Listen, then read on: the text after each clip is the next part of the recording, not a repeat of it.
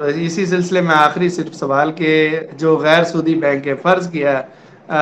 میزان بینک کا میرے پاس کارڈ ہے یا بینک اسلامی کا کارڈ ہے، اور میں جاتا ہوں اور وہ کچھ سہولت دے رہے ہیں اس کارڈ پر، تو مجھے مزید اب تحقیق کرنی چاہیے، یا میں یہ کہوں کہ میزان بینک یا بینک اسلامی یا کوئی اور غیر سودی بینک، ان کے جو شرعی ایڈوائزر ہیں انہوں نے سب تحقیقات کر لی ہوگی، اس کے بعد انہوں نے اجازت دی ہوگی، لہٰذا مجھے مزید تحقیق کی ضرورت نہیں ہے، مجھے اس کارڈ پہ اگر کوئی فائدہ مل رہا ہے تو بس میں فائدہ اٹھا لوں؟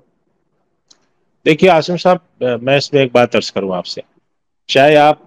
اسلامی بینکاری کے معاملات میں ہوں، چاہے حلال کا جو ایک آج کل دیکھا ہوگا نا آپ نے کہ کون سی چیزیں کھانا استعمال کرنا حلال ہے، حلال سرٹیفیکیشن،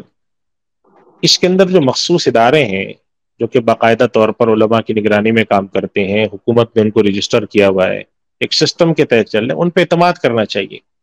اور یہ اس وجہ سے نہیں کہہ رہے ہم کہ بھئی اعتماد آپ اس لیے کریں کہ آپ انہی کو مانیں، بلکہ اس لیے کہہ رہے ہیں کہ عملاً کسی آدمی کے لیے اتنی تحقیق کرنا ممکن نہیں۔ یعنی مثال کے طور پہ ایک آدمی ہے، وہ میرے پاس آ کے کہتا ہے کہ میں ایک دوا لینے جا رہا ہوں، اس کے انگریڈینٹس حلال ہیں حرام ہیں، ہم کہیں گے کہ دیکھیں اس پر کسی نے لکھا ہوا ہے حلال سرٹیفیکیشن؟ انہوں نے کہا جی فلاں پاکستان کا ایک بڑا ادارہ ہے، اس نے اس کی سرٹیفیکیشن حلال کی ہوئی ہے، بس ہمارا کام یہاں تک ہے۔ اس کے یہ کام کیوں ہے؟ آپ دیکھیں اس کی بڑی معقول وجہ ہے۔ میں اگر ایک فرض کریں کہ ایک آدمی اپنا میڈیکل ٹیسٹ کرانے جاتا ہے، بلڈ ٹیسٹ، اور شوگر اس کی نکل کر آتی ہے کہ جی آپ کی شوگر جو ہے وہ 200 آئی ہے، لہٰذا آپ شوگر کے مریض ہیں۔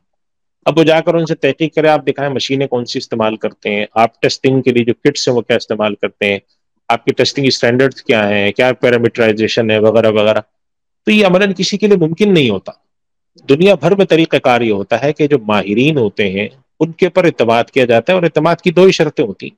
ایک شرط یہ ہوتی ہے کہ وہ اس فیلڈ کے باقاعدہ ماہرین ہوں، اور دوسری شرط یہ ہوتی ہے کہ اگر وہ کسی نظام کے تحت رجسٹرڈ ایک منظم طریقے سے کام کر رہے ہیں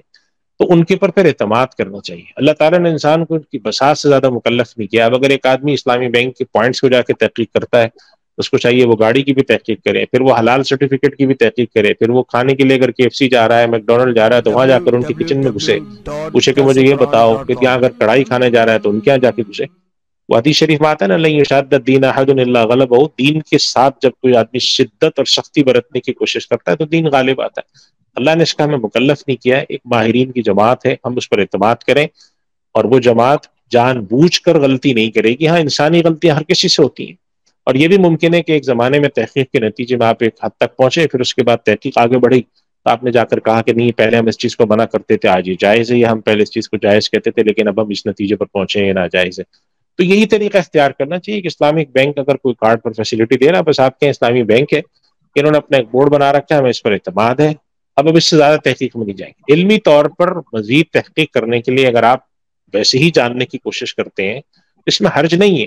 جیسے ایک آدمی ہے، اگر وہ شوگر کا مریض ہے اور اس کے میڈیکل ٹیسٹ ہو رہے ہیں، تو اس نے سوچا کہ چلے میں بھی ذرا ریسرچ کروں کہ شوگر کے اندر کیا کیا چیزیں ضروری ہے، تو اس نے جا کر پورا پڑھنا شروع کر دیا، میڈیکل ٹیسٹ کیا ہوتے ہیں، شوگر کیا ہوتی ہے،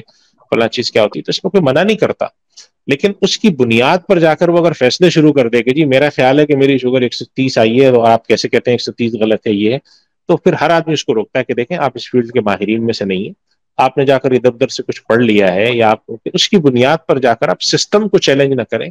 آپ کو کچھ سوال ہے، آپ سسٹم میں بھیجیں، سمجھنے کی کوشش کریں، اس کی کوئی ممانعت نہیں کرتا۔ لیکن اگر آپ اس بات کی طرف پیچھے پڑ جائیں گے تو پھر ہر کام میں آپ کے آگے آگے سوال کھڑا ہوگا کہ آپ اس چیز کی بھی تحقیق کریں، فلاں چیز کی بھی کریں، اس کی بھی کریں، اس کی بھی کریں۔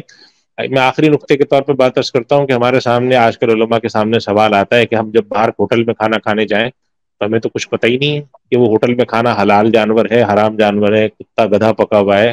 یا اس طرح اور بھی جو حرام جانور پکے ہوئے ہیں، مردار پکے ہوئے ہیں، تب ہم کیا کریں؟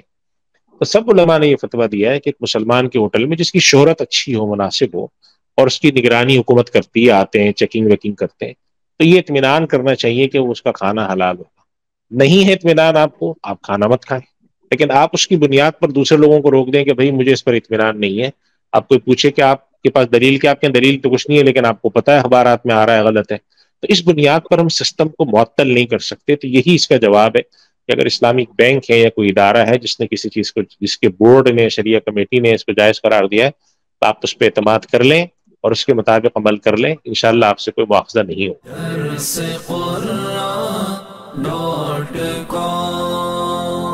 www.darsequran.com